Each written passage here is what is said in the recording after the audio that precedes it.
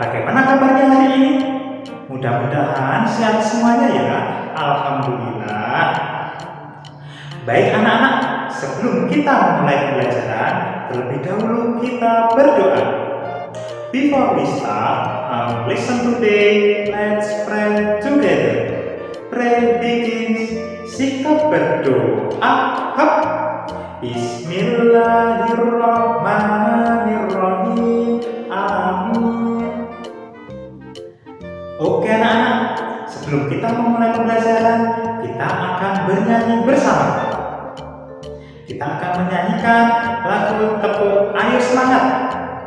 Hitungan ketiga dimulai ya. 1, 2, 3. Di sini semangat, di sana semangat, di mana-mana kita semangat. Di sini semangat, di sana semangat. Hari ini siap untuk belajar. Ayo kita semangat, semangat untuk belajar. Ayo kita belajar dengan giat. Ayo kita semangat, semangat untuk belajar. Ayo kita belajar dengan giat. Beri tepuk tangan untuk kita semua. Baik anak-anak, hari ini kita akan belajar tentang tema 1, yaitu ide pokok paragraf. Silakan anak-anak menyiapkan bukunya, menyiapkan alat tulisnya. Lalu, kalau sudah, sekarang simak materi berikut ini ya. Halo anak-anak Bunda yang solih dan solihah. Hari ini bertemu dengan Bunda kita yang akan sama-sama belajar bahasa Indonesia mengenai ide pokok paragraf. Sebelum kita memasuki pembelajaran mengenai ide pokok paragraf, mari kita simak materi yang akan kita pelajari. Materi yang pertama yaitu kalimat utama. Materi yang kedua yaitu pokok pikiran, dan materi yang ketiga yaitu kalimat pengembang. Sebelum kita memasuki materi mengenai ide pokok, Bunda mau ajak anak-anak yang solih dan solihah untuk mempelajari mengenai paragraf terlebih dahulu. Apa itu paragraf? Paragraf merupakan sekelompok kalimat yang saling berhubungan dan menjelaskan satu pokok pikiran. Jadi, dalam satu paragraf tersebut tidak hanya mempunyai satu kalimat, melainkan 2, 3, atau 4 kalimat yang menjelaskan satu pokok pikiran.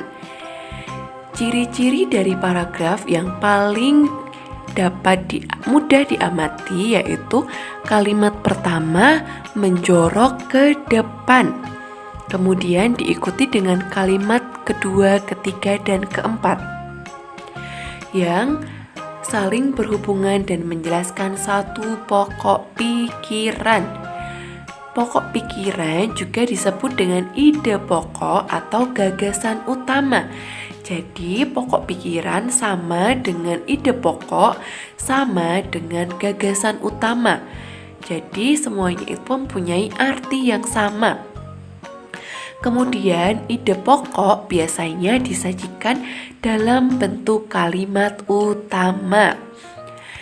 Bunda mempunyai teks bacaan mengenai organ gerak manusia dan hewan. Nah, di sini kita mengamati ada berapa paragraf ya dalam teks bacaan ini.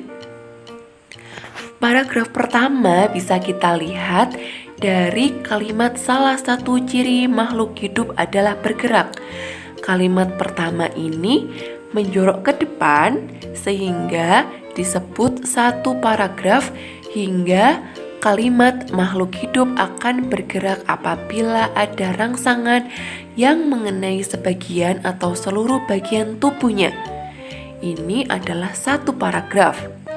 Kemudian paragraf kedua dimulai dari gerak manusia dan hewan menggunakan organ gerak yang tersusun dalam sistem gerak. Itu adalah paragraf kedua. Begitu juga paragraf ketiga, keempat, dan kelima. Jadi teks bacaan ini mempunyai 5 paragraf. Nah, sekarang memasuki kalimat utama. Apa ya kalimat utama itu? Kalimat utama adalah kalimat yang menjadi inti dari paragraf. Jadi setiap paragraf mempunyai satu inti yang disebut dengan kalimat utama.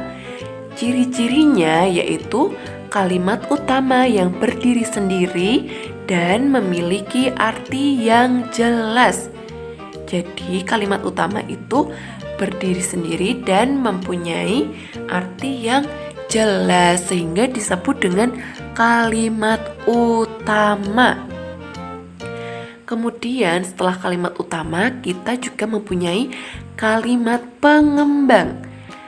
Nah, kalimat pengembang yaitu kalimat yang memperjelas kalimat utama. Jadi kalimat pengembang ini untuk memperjelas kalimat utama. Ciri-cirinya yaitu memerlukan kata penghubung, yaitu bisa jadi contohnya, bisa jadi misalnya, seperti itu. Nah, letak kalimat utama juga mempunyai sebutan masing-masing. Untuk awal kalimat itu disebut dengan deduktif. Jadi, kalimat utama yang berada pada awal kalimat disebut deduktif. Kalimat deduktif juga mempunyai ciri-ciri, yaitu yang pertama ada kata yang diulang. Yang kedua, terdapat rujukan kata, contohnya ini, itu, atau tersebut. Dan yang ketiga, yaitu terdapat kata ganti orang, contohnya ia, dia, mereka, seperti itu. Kemudian kalimat utama yang berada pada akhir kalimat disebut dengan induktif. Jadi kalau ada kalimat utama yang berada pada akhir kalimat itu disebut induktif. Ciri-cirinya yaitu terdapat kesimpulan dan terdapat kata penegasan. Jadi kalau ada kesimpulan dan kalimat penegasan berarti namanya kalimat induktif. Nah, kalimat utama yang berada pada awal dan akhir kalimat disebut campuran.